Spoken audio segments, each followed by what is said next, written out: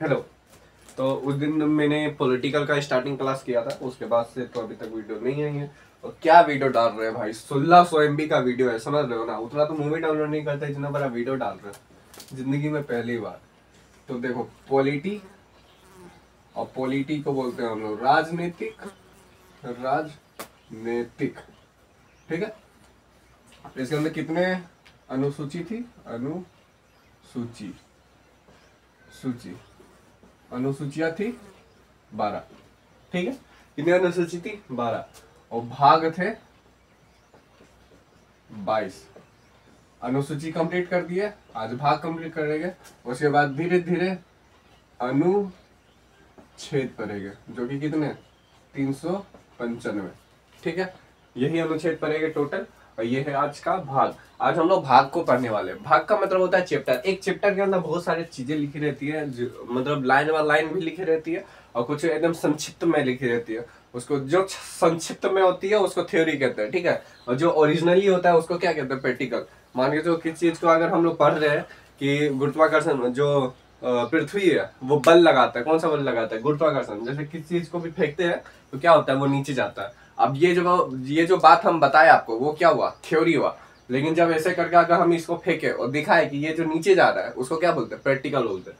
तो इसी तरह से जो भाग है, भाग एक लेक्चर है, और वो लेक्चर में बहुत सारे थ्योरीज है और बहुत सारे टॉपिक्स है। तो जो छोटे छोटे टॉपिक्स या फिर थ्योरी जो भी होती है उसको क्या बोलते हैं, अनुच्छेद बोलते हैं, या फिर इसको बोलते हैं आर्टिकल्स, ठीक है। तो आपको थोड़ा बहुत आइडिया लगा होगा। अब स्टार्टिंग से एक एक करके भाग को हम लोग पढ़ना स्टार्ट करते हैं, ठीक है। भाग 1। अब देखो, हम बार बार ये भाग भाग नहीं लिख रहे, क्योंकि 22 बार भाग भाग लिखने में भाग भाग हो जाएगा, ठीक है। क्योंकि ये गुना भाग हमको नहीं करना। ये है भाग 1। इसमें लिखा हुआ है संघ तथा उसके राज्य क्षेत्र, ठीक है।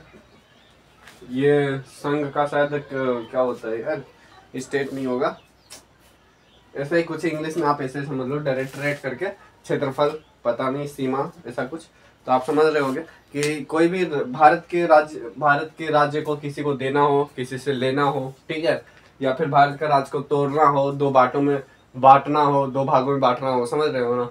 तो इसके अंदर जितने भी अनुच्छेद है वो उसी के ऊपर निर्धारित किए गए हैं कि इस अनुच्छेद के तहत हम किसी देश को तोड़ सकते हैं, या फिर किसी देश को मिला सकते हैं, या फिर अपने राज्य को तोड़ सकते हैं, नाम परिवर्तन कर सकते हैं। ये सब बहुत नॉर्मल चीज है। योगी आदित्यनाथ बहुत यूज करते हैं इसका, ठीक है। और फिर उसके बाद जो प्रमुख में है एक, इसका आप याद कर सकते हैं कि जो सिक्किम है, सिक्किम वो हम लोग का एक नॉर्मल देश था, पहले नॉर्मल देश था, ठीक है। और लेकिन जो एक बार सिक्किम आया भारत के पास, बोला कि ए भारत, ऐसा लग रहा है कि आप बहुत बढ़िया चल रहे हैं, तो एक बार हमको एक बार अपने अंदर मिला लीजिए, क्या दिक्कत है। हम एक बार ट्रायल लेना चाहते हैं आपका कि आप अच्छे हैं कि नहीं। तो ट्रायल लिया। 35वां अनु 35वां अनु अरे यार 35वां संशोधन किया, ठीक है। पता नहीं अनु काहे नहीं कर रहा है। सिक्किम ने 35वां संशोधन किया, भारत ने 35वां संशोधन के तहत सिक्किम को सह राज्य बनाया, और 36वां संशोधन के तहत 16 मई 1975 को सिक्किम अपना पूरा 22वां राज्य बनकर उभर गया। तो आपको आइडिया लगा होगा। लेकिन जो आर्टिकल जब हम पढ़ाएंगे तो उसके अंदर भी इसको डिटेल में बताएंगे। इसके अलावा भी जब भारत और बांग्लादेश के तहत कुछ गांव को आदान प्रदान किया गया, तो उसमें भी भारत ने और नरेंद्र मोदी, शेख हसीना, ये लोग जो है वो आदान प्रदान किए थे। मतलब बांग्लादेश के जो कुछ गांव थे, 67 गांव, वो क्या हो गए, भारत में आ गए, और भारत के 108 गांव क्या हो गए, वहां चले गए। तो ये 2015 की घटना है कि आपस में जो गांव है उसको भी एक्सचेंज किया गया। तो सीमा का तो मतलब चेंज हुआ ना। अब सीमा का चेंज हुआ अनुच्छेद किसके तहत, इसके तहत सीमा का चेंज हो गया। ये अनुच्छेद लोकसभा में गया, वो पास हुआ और सीमा चेंज हो गई, ठीक है। लेकिन इसको सीमा चेंज हुई यहाँ पर, और उसको चेंज कहाँ करना पड़ेगा, अनुसूची के अंदर। क्योंकि अनुसूची में एक अलग से बना हुआ है बॉक्स, ठीक है। वो बॉक्स में निकालेंगे, पेपर निकालेंगे, बोलेंगे कि हाँ देखो भारत का सीमा यहाँ से जा रहा था, अब उसको मिटाएगा अच्छा से, और फिर वहां से लिखेंगे कि यहाँ से अब जा रहा था। समझा। जैसे सिक्किम उस समय नहीं था तो फिर से भारत का नक्शा कुछ और बनता था, तो जब सिक्किम आ गया तो कुछ और बनने लग गया। आइडिया लग गया।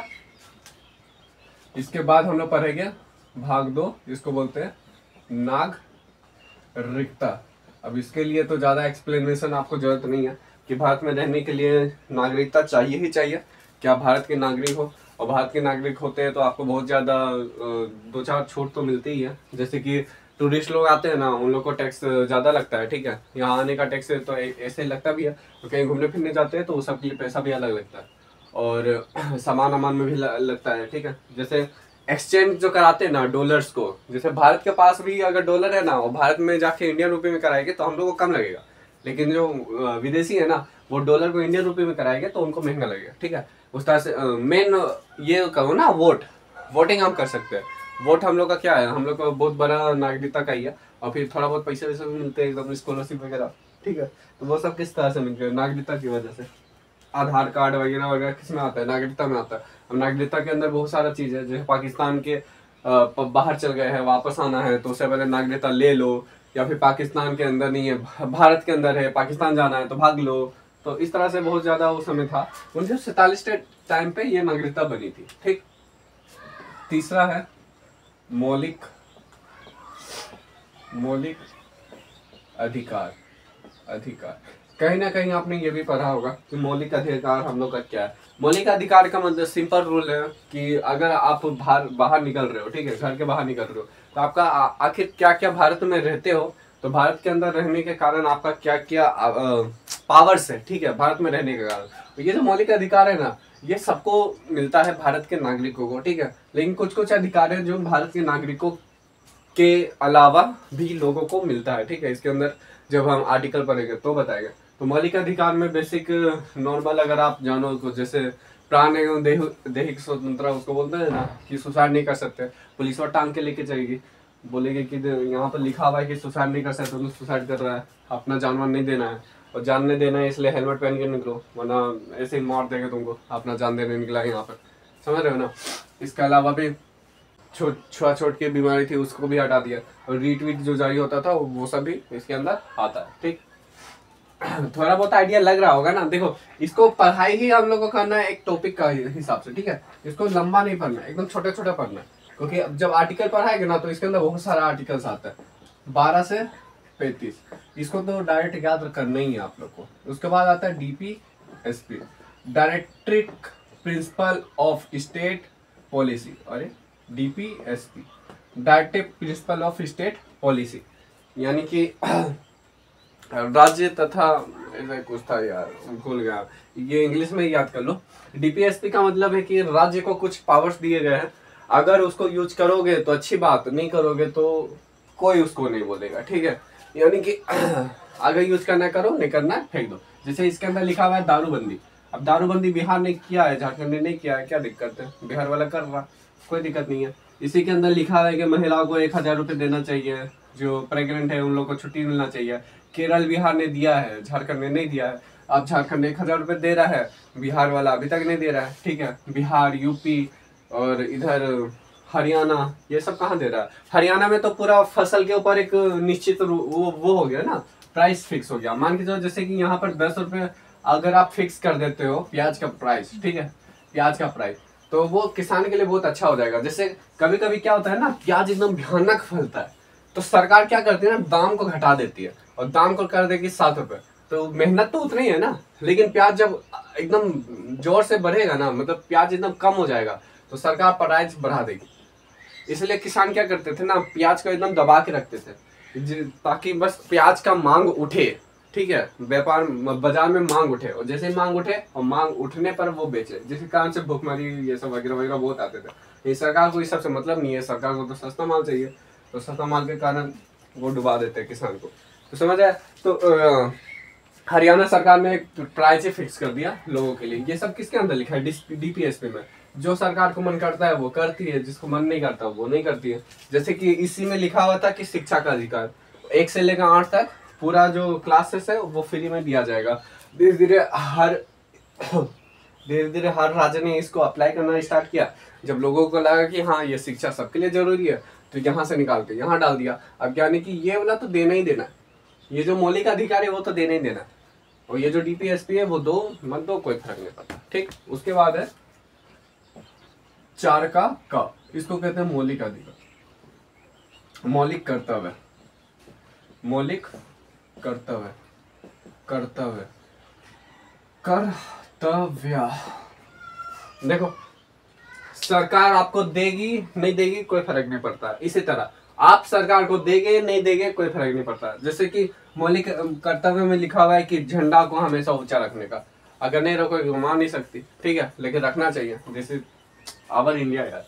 और इसके अलावा जैसे पर्यावरण बचाना, पशुपालन करना, गोहत्या ना करना वगैरह वगैरह, अगर नहीं करते हो तो हिंदू धर्म वाले तो मारेगी, बाकी आप अपना देख लो। तो इसके अंदर क्या बोलते हैं, मौलिक कर्तव्य आप समझ गए होंगे, इस तरह से आते हैं। इसके बाद हो जाएगा पांचवा, इसको बोलते हैं केंद्र। अब केंद्र के अंदर जो भी चीज आती है सरकार, ठीक है, वो सारे आते हैं। अब इसके अंदर पूरा संक्षिप्त में लिखा हुआ है, मतलब क्या लिखा हुआ है, बाप रे, 51 से लेकर 151 150 तक, इतना बढ़िया है, यानी कि पूरा 100 आर्टिकल है। अब इसके अंदर इतने 100 आर्टिकल है, अब इसके अंदर इतना डिटेल में सब चीज लिखा हुआ है। यहाँ पर सुप्रीम कोर्ट की चर्चा है, अटॉर्नी जनरल की चर्चा है, सीएजी की चर्चा है, राष्ट्रपति, उपराष्ट्रपति, प्रधानमंत्री, मंत्रिमंडल, लोकसभा, राज्यसभा, हाँ यही है, और क्या, बजट की चर्चा है, ठीक है, बजट हो गया, हाँ लगभग इतना ही है। और सभापति, उपसभापति, समझ रहे हो ना, तो सबके बारे में पूरा फुल टू डिटेल है। अब अगर हम ही इस चैप्टर को पढ़ाना स्टार्ट करेंगे ना, तो कम से कम तो 2-4 महीना तो लग ही जाएगा। अगर एकदम डिटेल में पढ़ाएगी, जितना डिटेल में ये पढ़ा देना उतना डिटेल में पढ़ाएंगे तो 2-4 महीना लग जाएगा। तो ये केंद्र सरकार है। इसी तरह इसी का फोटो कॉपी बना दिया, जिसको कहते थे राज्य सरकार, ठीक है, एकदम same to same photocopy मार दिया। और वही फोटो कॉपी है, जैसे केंद्र में कौन है, राष्ट्रपति, यहाँ पे कौन है, राज्यपाल, इधर तो पता ही होगा, वहाँ मुख्यमंत्री, यहाँ वहाँ प्रधानमंत्री, यहाँ मुख्यमंत्री, उसी तरह वहाँ मंत्रिमंडल या मंत्रिपरिषद वगैरह वगैरह वगैरह। तो सेम टू सेम एकदम, वहाँ सुप्रीम कोर्ट, यहाँ हाई कोर्ट, वहाँ सेम टू सेम एकदम कॉपी पेस्ट है, ठीक है। ये सब डिटेल में आर्टिकल में पड़ेगा। Article 60 A B C D सरकार, ये जो भाग है, ये भाग को ही खत्म कर दिया गया। उस समय जो भारत था ना, उस समय वहां पर 552 रियासतें थी। तो अटल, वो जो क्या नाम था उनका, सरदार वल्लभ भाई पटेल ने क्या किया, ये काम किया ना, कि पहले ये जो 552 है ना, ये 552 को बांटो किसी तरह से, मतलब एक सूची बनाओ कि 552 में कौन कौन है। तो उसमें पहले आए देसी, मतलब एक आए राजा, ठीक है, जो सबसे पहले आए राजा। उसके बाद कौन आए, अंग्रेज आए, बोले कि कुछ राज्य है जो अंग्रेज के पास है, कुछ जगह है, क्षेत्र जो अंग्रेज के पास है, कुछ जगह है जो राजा के पास है, ठीक है, कुछ है जो अंग्रेज के चमचों के पास है, चमचा, ठीक है, और कुछ क्षेत्र है जो अंग्रेज के अलावा जो लोग आए थे ना, अलावा उनके पास है, ठीक है, और कुछ थोड़े अपने पास है, वो क्या थे, राजा थे, वो राजा जो अपने पास थे वो राजा थे। तो ये 4 थे, इन 4 क्षेत्रों को अलग अलग बांटा गया, ठीक है, कि ऐसे ये ऐसे, जैसे ए यहाँ है तो ए यहाँ भी है, ए यहाँ भी है, इस तरह से। तो इस तरह का ABCD इस तरह से नाम दे दिया गया उनको, ठीक है। और पूरा भारत में ऐसे ऐसे करके 4 जो मेन सूची थे उसमें राजाओं के नाम बन गए। अब ये जो मेन सूची बनी, उसके बाद क्या क्या, सरदार सर गए सबको, और एक लाठी लेके, बढ़िया सा लाठी एकदम हिस्ट पुस्ट थी। अब सबको बैठाया एक सामने में, बैठा है यहाँ पर, पेपर ले साइन कर यहाँ पर, और भारत में आज से तुम भारत में रहेगा, जितना भी तेरा पूरा जमीन है, वो जमीन सब किसान लोग का, टेंशन मत लो, और जितना पैसा कमाया है सब बिजनेस में लगाओ, और अपना व्यापार करो, और जो महल वहल है बस वो तुमको दे रहे हैं, और बाकी जो जमीन वमीन में है वो किसान लोग का हो जाएगा, ठीक है। भाई तुम भारत का आज से तुम नागरिक है, और यहाँ पर तुम रहेगा, इस तरह से। तो इस तरह से सबका यहाँ पर किए, और जो अंग्रेज थे उनसे भी लिया, अंग्रेज वाला तो साइन करके गया था, राजा लोग से भी साइन करवाया, चमचा लोग से साइन करवाया, अंग्रेज अलावा से भी साइन करवाया। इस तरह आर्टिकल 1 में ही हम लोग पढ़ेंगे, एक अलग से पूरा हिस्ट्री टाइप का आता है, जिसमें ऑपरेशन पोलो, हैदराबाद, जूनागढ़, ये सब होता है, ठीक है। तो सबके बारे में अलग से पढ़ेंगे। तो जो भाग 7 है वो क्या हो गया, खत्म हो गया। अब क्या भाग 8। इसके अंदर है केंद्र शासित, इसको कहते हैं यूटी। देखो यूटी बनाना उस समय में कितना जरूरी था। देखो किसी क्षेत्र में अगर बहुत ज्यादा फाइटिंग चल रही है ना, तो उसको यूटी कर देते हैं। जैसे कि जम्मू कश्मीर और लद्दाख में अभी बहुत ज्यादा फाइटिंग चल रही थी, तो नरेंद्र मोदी ने क्या किया, यूटी कर दिया। ठीक है, दादरा नगर हवेली को एक साथ जोड़ दिया। इतना बड़ा नाम हो गया ना कि एप्लीकेशन में अगर आप लिखोगे ना कि हम कहाँ से, तो दादर एवं Nagar Haveli and Daman and Diu, इतना बड़ा नाम है, इतना बड़ा नाम होता है। इतना बड़ा नाम लिखते लिखते बोर्ड पार कर जाएगा। तो दोनों को क्या कर दिया, जोड़ दिया। 8 अभी भारत में कितने यूटी है, 8 है। ठीक है, जम्मू कश्मीर, लद्दाख, चंडीगढ़, जम्मू कश्मीर, लद्दाख, चंडीगढ़, दिल्ली, दादरा नगर हवेली, लक्षद्वीप, अंडमान निकोबार और पांडिचेरी। ठीक है, ये 8 गो है। तो धीरे धीरे आपको आइडिया लग जाएगा। इसी तरह से जहाँ पर हमला होते रहते क्या करते हैं, उसको यूटी कर देते हैं। या फिर बहुत ज्यादा दूर रहते हैं, उसको क्या कहते हैं, यूटी कर देते हैं। और या फिर वहाँ की जो संस्कृति है वो क्या है, वो अलग है, तो उसको क्या करते हैं, यूटी कर देते हैं। यूटी का मतलब यूनियन टेरिटरी। तो आइडिया लगा। 9 में है पंचायत, पंचायत 9 में है पंचायत। पंचायत का मतलब नॉर्मल, जैसे मान के जो कि कोई गांव है और गांव का जो कानून बनाएगा वो कौन बनाएगा, पंचायत बनाएगा। बहुत सिंपल चीज है। अगर गांव का जो क्या हो रहा है, ठीक है, जो गांव का कानून है वो गांव वाले के लोग ही बनाएंगे, तभी जाके लोगों को समझ आएगा। मान के जो कि यहाँ का कानून अगर दिल्ली वाले बना के भेजेंगे ना, तो दिल्ली वाले भेजेंगे कि जाओ यहाँ पे जाके ओवर ब्रिज बना दो। तो ओवर ब्रिज बनाने के लिए यहाँ पे जमीन भी होना चाहिए ना। पहाड़ वाला इलाका में ओवर ब्रिज नहीं बनेगा, समतल जमीन चाहिए। ठीक है, पहाड़ वाला इलाके में अगर ओवर ब्रिज बना रहे हो ना, पहाड़ से टकरा जाओगे। तो यहाँ का कम से कम पहले पता होना चाहिए ना कि आखिर कैसा कैसा स्थिति चल रहा है। ठीक है, तो उसके हिसाब से बनाया गया कि गांव के लोग, गांव का शासन गांव के लोगों के द्वारा। इसी में है 9 का सेम टू सेम नगर पंचायत, पंचायत इसको कहेंगे नगर का शासन नगर के द्वारा। ठीक है, इसी के अंदर आते हैं पार्षद, आते हैं मेयर, आते हैं, इसी के अंदर आते हैं। जो भी चीजें हम लोग को पढ़ना है इसके अंदर पढ़ना है। ये वाला सबसे मेन टॉपिक है। ठीक है, मतलब इतना इंटरेस्टिंग आता है ना, बहुत मजा आता है। इसी के अंदर पटना म्युनिसिपैलिटी कॉन्फ्रेंस, बॉम्बे हो गया, दिल्ली हो गया, डीएमसी बोलते हैं उसको, बढ़िया बढ़िया चीज है इसके अंदर। तो इसको पढ़ना है। इसके अलावा 9 का ख, इसको कहते हैं सहकारिता, सहकारिता समिति, समिति। अब सहकारिता समिति क्या होती है ना, इस आर्टिकल के तहत सरकार और कोई भी प्राइवेट कंपनी आपस में मिलती है और आपस में पैसा जमाती है और आपस में एक बिल्डिंग खड़ा करती है, व्यापार खड़ा करती है और व्यापार को बढ़ाती है। ठीक है, जैसे कि अमूल डेयरी और भारत ने आपस में साथ में मिला और अमूल डेयरी आज इंटरनेशनल ब्रांड बन गई है। ठीक है, क्योंकि अमूल का दूध पीता है इंडिया, समझ आया। तो ये जो क ख आपको देख रहे हो ना, एक यहाँ है एक यहाँ है, ये सब क्या किए, बाद में जोड़े गए। इसलिए जब भी आप क ख कहीं भी देखो तो वो क्या होते हैं, बाद में जोड़े गए। जैसे कि उस दिन मैंने बताया था कि 395 आर्टिकल है, लेकिन जोड़ जाड़ के कहाँ पहुंच गए, 425 35 पहुंच गए। तो आपको आइडिया लग गया होगा। ठीक है, जो क ख ग घ है वो। इसके बाद आता है भाग 10, इसको कहते हैं ST SC। ये ST SC के लिए अलग से प्रावधान लेके आते हैं कि आखिर ST SC को मतलब क्या मिलना चाहिए, क्या नहीं मिलना चाहिए, अलग से एकदम विशेष वाला कि लीजिए पार्ले जी खाइए, आप तो हमारे ST SC का बहुत ज़्यादा एकदम तक पारित किया गया था। देखो हम तो मानते हैं कि हम तो मानते हैं कि जो गरीब है उसको पैसा दो, जो नहीं है उसको मत दो। ST SC में मेरे दोस्त लोग बहुत अमीर अमीर लोग हैं, 25 करोड़ का जमीन लेके बैठल है, कैमरा और KTM लेके जाता है और फिर उसके बाद बोलता है कि हमको पैसा चाहिए, हम क्या करें। अरे मतलब नीट का एग्जाम में 56 नंबर लाके इन लोग पास हो जाता है और लोग 99 नंबर लाके सुसाइड कर रहे हैं। क्या हाल चल रहा है यार सरकार का। मतलब कुछ वैकेंसी निकालो, ठीक है, जो पता करे कि हाँ कम से कम एक लोअर लेवल में पता करे, और लोअर लेवल में पता करे और जाके पता करे कि हाँ कम से कम ये गरीब है। ऐसा नहीं कि हाँ KTM लेके घूम रहा है बोल रहा है गरीब है। ठीक है, उसके बाद है राज्य तथा संघ सूची। सूची जैसे कि मैंने अनुसूची 1 2 3 4 5 में पढ़ाया था ना, 5 या 6 में पढ़ा था, कसम से हम भूल गए खुद। राज्य तथा संघ सूची। उसके अंदर मैंने पढ़ाया था कि राज्य सूची संघ सूची क्या होती है, ठीक है।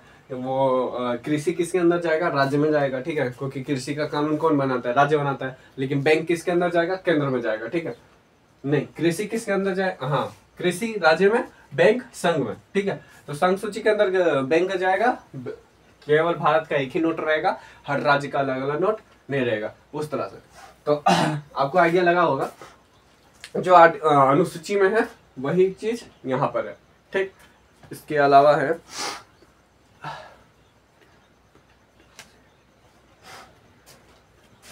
12 में बात की गई है टैक्स की, ठीक है। 13 में बात की है व्यापार की, और 14 में है यूपीएससी। अब इन तीनों को भाग को समझो। देखो, टैक्स का नॉर्मल मतलब आप समझते ही हो कि भारत में जो भी टैक्स लागू होगा वो ऐसे मनमर्जी से लागू नहीं होगा। जैसे फ्रांस का क्या हुआ था, एक बार राजा आए थे जिसका नाम था लुईस 16। अब लुईस 16 क्या किए ना लुईस 16 क्या किया, अपना संसद को बुलाए और संसद को बुला के बोले ना कि जो गरीब लोग है ना उसके ऊपर 50% टैक्स लगेगा। तो गरीब लोग बोले लुईस 16 हाय हाय। तो वहां का जो संसद, जो गरीब लोग का प्रतिनिधि करता था, वो संसद बोला लुईस 16 हाय हाय। तो लुईस 16 क्या बोले ना कि निकल यहाँ से तो मेरा क्या बोलते हैं इसको, संसद में है ना, संसद में नहीं रहेगा, तुम यहाँ से निकल लो, कोई फायदा नहीं है। तुम लोग मेरा टैक्स नहीं दोगे तो फिर भी हम टैक्स लगाएंगे। तो जबरदस्ती क्या किया, टैक्स लगा दिया, जबरदस्ती। तो जबरदस्ती टैक्स नहीं लगा सकते। जब भी टैक्स को लगाना होगा या फिर कोई भी नया टैक्स लाना होगा, 2/3 का तो एक बहुमत चाहिए। ये बहुत बड़ा बहुमत होता है, ठीक है। 50% लगते हैं आपको सरकार बनाने में, और ये 66% मांग रहा है। यानी कि अगर 50% है आपके पास तब तो आप बना लोगे, लेकिन 66% यानी विपक्ष का आपको चाहिए। यानी कि राहुल गांधी भैया बोलेंगे ना कि हाँ ये टैक्स जरूरी है, तब जाके लेगा। और लास्ट टाइम मोदी जी का लहर था तो 308 सीट इनके पास अकेले थी, यानी कि 66%। अगर उस समय मोदी जी चाहते ना कि गरीबों के ऊपर 90% टैक्स लग जाए तो 90% लग जाता। इसलिए वो कोई ध्रुव राठी नहीं था, हिल्लू दोस्तों ऐसे बोलकर। तो जो ध्रुव राठी था वो क्या कर रहा था, बचा रहा था कि नरेंद्र मोदी को इतना ज्यादा सीट मत दो, ठीक है, वरना एक ही बार में वो राजा बन जाएगा और जो चाहेगा वो खुद से करेगा। तो रियलिटी भी है, वो अगर जो आदमी पढ़ाई किया वो समझ जाएगा कि आखिर वो ऐसा क्यों बोल रहा था, ठीक है। अब इसके बाद आता है व्यापार। भारत में व्यापार करने के लिए क्या क्या रूल रेगुलेशन है, किस आर्टिकल के तहत कहाँ पर व्यापार कर सकते हो। जैसे मान के जो कि पहाड़ आपको मिल गया, पहाड़ के ऊपर जाके व्यापार करेंगे, पुलिस मारेगी डंडा और फेंक देगी पहाड़ के नीचे, समझ आया। तो इसलिए यहाँ पर बहुत सारे आर्टिकल्स है जिसके तहत आप समझ सकते हो कि व्यापार कहाँ पर करना चाहिए, कहाँ पर नहीं करना चाहिए। अगर बोटिंग वाला व्यापार करना है तो उसके लिए अलग आर्टिकल, जहाज वाला करना है तो अलग आर्टिकल। इसी के तहत क्या की थी सरकार ने, आरबीआई को खरीद लिया था। आरबीआई एक प्राइवेट बैंक था, आरबीआई को खरीद के अपना सरकारी बैंक बना दिया, एकदम प्रमुख बैंक बना दिया। तो आरबीआई बोला ठीक है क्या दिक्कत है, जब प्राइवेट में तो कम पैसा मिल ही रहा था और सरकार एकदम पर्सनल बैंक बना दिया तो फुल पैसा लूटेगा और क्या। इस तरह से एयर इंडिया को क्या किए थे, खरीदे थे, बाद में टाटा को वापस दे दिया। 2022 का ही बात है, पहले खरीदे थे बाद में वापस दे दिया। तो व्यापार का जितना भी आर्टिकल है क्या है इसके अंदर है, भाग 13 के अंदर, भाग 14 के अंदर यूपीएससी। यूपीएससी के बारे में तो सबको पता ही होगा, लेकिन यूपीएससी इंटरनेशनल लेवल का वो है। देखो यूपीएससी एक संस्था है जो एग्जाम लेती है, ठीक है, एग्जाम लेती है। मान के चलो ये टीचर है, अब ये जो टीचर है बैठी हुई है कुर्सी के अंदर, आप कुर्सी के अंदर बैठी हुई, इनके पास बहुत सारे वैकेंसी है। एक होती है आर्मी और एक होती अधिकारी, ठीक।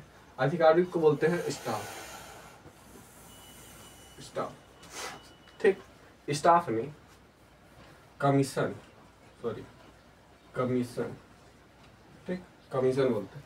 तो ये जो कमीशन वाली चीजें हैं वो कुर्सी में मैडम बैठी हुई है और 2-4 को पेज लेके बैठी हुई है। अब जो पेज आता है वो उसके ऊपर भर देती है। जैसे सीडीएस का पद आएगा आर्मी में जाएगा, यूपीएससी का आएगा, यूपीएससी क्या बोलते हैं उसको, सिविल सर्विसेज आएगा, यानी कि पुलिस में ढाई करने वाला, तो कमीशन लेवल में जाएंगे, आईएएस बनेंगे, ठीक है, आईएएस नहीं आईपीएस बनेंगे, ठीक है। और फिर आईएएस कौन होता है, डीएम, ये सब वगैरह वगैरह क्या होते हैं वो लोग बनते हैं। और जो नॉर्मल लेवल में आता है वो बीपीएससी पीसीएस लेवल करवा लेती है, ठीक है। झारखंड में जेपीएससी वो तो आ ही नहीं रहा है, छोड़ दो, और पेपर लीक हो गया कुछ बोलना ही नहीं है। तो समझ गए होगा, यूपीएससी बहुत बड़ा पद होता है, ठीक है। अब जो चीजें आपको संविधान के अंदर लिखे हुए हैं वो बहुत बड़े पद हो जाते हैं। यानी कि यूपीएससी के डायरेक्ट अगर आप यूपीएससी बन गए और यूपीएससी के कोई भी पार्ट में एग्जाम दिए और छोटा से छोटा भी लेवल निकाल लिए और 25 साल निकल गया, तो 25 साल के बाद आपको बनाएंगे सचिव। इसको कहते हैं सचिव। ये जो सचिव का मेन काम रहता है ना, वो होता है ड्राफ्टिंग, DRAFTING, ड्राफ्टिंग। अब देखो इसको एक बहुत सिंपल तरीके से समझो। पहले होता है पीएम, ठीक है। अब पीएम क्या करता है ना, सारा काम खुद नहीं करता, बांट देता है। तो सारा काम किस में बांटता है? मंत्री में, ठीक। मंत्री में बांटा। और मंत्री के नीचे एक होता है राज्य मंत्री, ठीक है। राज्य मंत्री यानी कि कोई मंत्री है, मान के चलो कि ये रेल है, ठीक, रेल मंत्री है। अब रेल का भी ना एक राज्य मंत्री होता है, रेल का भी एक छोटा सा राज्य मंत्री होता है। और वो जो राज्य मंत्री होता है ना, उसका एक होता है सचिव। और ये जो सचिव कहाँ से जाते हैं? यहाँ से। और ये जो राज्य मंत्री है वो कहाँ से जाता है? चुन के। जो संसद में वो हम लोग चुनते हैं ना, वोटिंग के तहत, वो कौन है? वो राज्य मंत्री है। जैसे कि अभी यहाँ का जो झारखंड का रांची का जो सांसद है संजय सेठ, और जो संजय सेठ सांसद है ना, वो जनजातीय राज्य मंत्री है। जहां तक हमको पता है वो जनजातीय राज्य मंत्री है, ठीक है। तो नरेंद्र मोदी कुछ तो सोचा उसके लिए, और सोचा क्या है, अभी आने वाला है ना वो विधानसभा, इसीलिए सोचा है थोड़ा वो लड्डू दिखा देते हो, ले लेते तो समझ आया। तो ये राज्य मंत्री और उसके नीचे क्या होते हैं? सचिव। सचिव कहाँ से आते हैं? यूपीएससी से। यूपीएससी में कोई भी काम करो, 25 साल तक कम से कम काम करो, तो वो क्या हो जाएगा? सचिव। और सचिव का क्या काम रहता है ना? ड्राफ्टिंग करना। मान के जो पीएम के पास कुछ गया कि देखो यार, ये रांची में ना जो रेल है बहुत बढ़िया नहीं चल रहा है, मतलब बर्बाद चल रहा है। तो पीएम के पास केवल रांची का तो गया नहीं होगा, बहुत अलग अलग जगह का गया होगा। तो सारा का सारा रेल का पूरा पोठा उठा के क्या कर दिया? उसको दे दिया।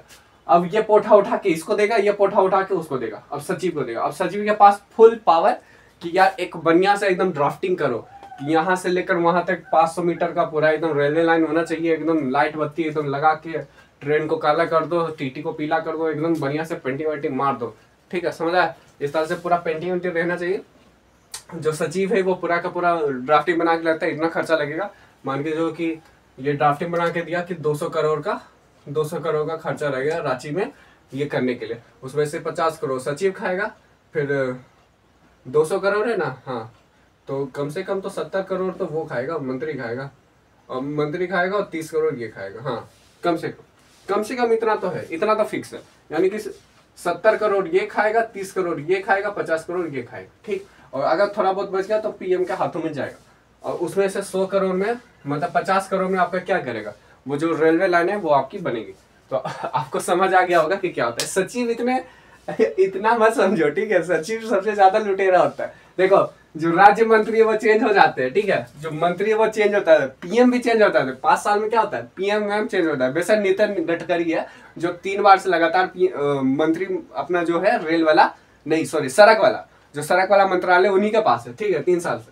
लेकिन ये सब जो है ना, ये चेंज हो जाते हैं। ये जो सचिव है ना, ये चेंज नहीं होते, ठीक है। तो बार बार लूटते हैं। जैसे कि अभी यहाँ का झारखंड में वो लड़कियां पकड़ाई थी, पूजा करे कुछ नाम था, 850 करोड़ एक के मार में, पूरा घर में इतना पैसा लगी हुई है। अरे ये लोग करोड़ के नीचे बातें नहीं करते, हम लोग 10-10, 5-5 रुपए के लिए बढ़ते हैं, ठीक है। और ये लोग करोड़ के नीचे बात ही नहीं करते। ऐसा तो इन लोग का हाल है। तो आपको समझ आ रहा होगा, ठीक है। तो सचिव चेंज नहीं होता, इसे सचिव बढ़िया से लूटता है। वो जो मंत्री है ना, एक बार चेंज हो जाते हैं तो कैमरा मैन लेके उसके आगे पीछे मिलते रहते हैं कि अच्छा वहां पर घोटाला हुआ था, वो तो बताइए। तो अब जैसे बार बार उसको टोका जाएगा ना, तो क्या करता है सीबीआई जाके वहां मार देता है रेड। और रेड में जितना पैसा फंसता है सब मंत्री फंस जाते हैं, सचिवा फंसता नहीं है।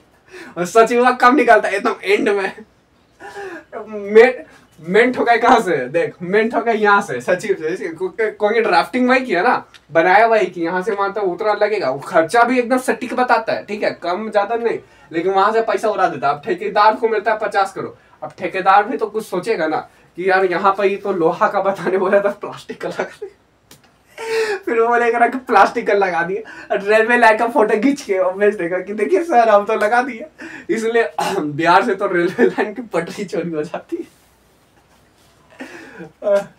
ठीक है। तो आपको इतना समझ आया होगा, बाकी का वीडियो हम आगे बनाएंगे। 14 तक ये आप बता दिए, 14 का हम बता ही देते हैं। इसको कहते हैं न्यायिक प्राधिकरण, ठीक है। ये कोर्ट से रिलेटेड कुछ होता है न्यायिक प्राधिकरण, इसको अच्छा से एकदम बिल्कुल मिटा कर एकदम सटीक एकदम अच्छा से लिख देंगे। आपको थोड़ा बहुत आइडिया लगा होगा तो ठीक है। अगला क्लास पॉलिटी का ही करेंगे एकदम सटीक 14 के आगे से, ठीक है। Thank you. तो ठीक है, एक छोटा सा रिवाइज मान लेते हैं क्या क्या पढ़ा, कहाँ तक पढ़ा, ठीक है। ये वाला पीडीएफ जाएगा। संघ तथा राज्य क्षेत्र भाग 1, भाग 2 नागरिकता, भाग 3 मूलाधिकार, भाग 4 डीपीएससी, 5 मौलिक अधिकार, 5 नहीं 4 का मौलिक अधिकार, 5वां केंद्र, 6ठा राज्य, 7वां खत्म हो गया एबीसीडी, 8वां यूटी, 9वां पंचायत, 10वां नगर पंचायत, अरे यार 10वां नहीं का, फिर उसके बाद खा सहकारी समिति, 10 एसटीएससी, 11 राज्य संघ क्षेत्र, 12 टैक्स, 13 व्यापार, 14 यूपीएससी, 14 का न्यायिक प्राधिकरण, न्याय प्राधिकरण जो भी इस तरह से, ठीक।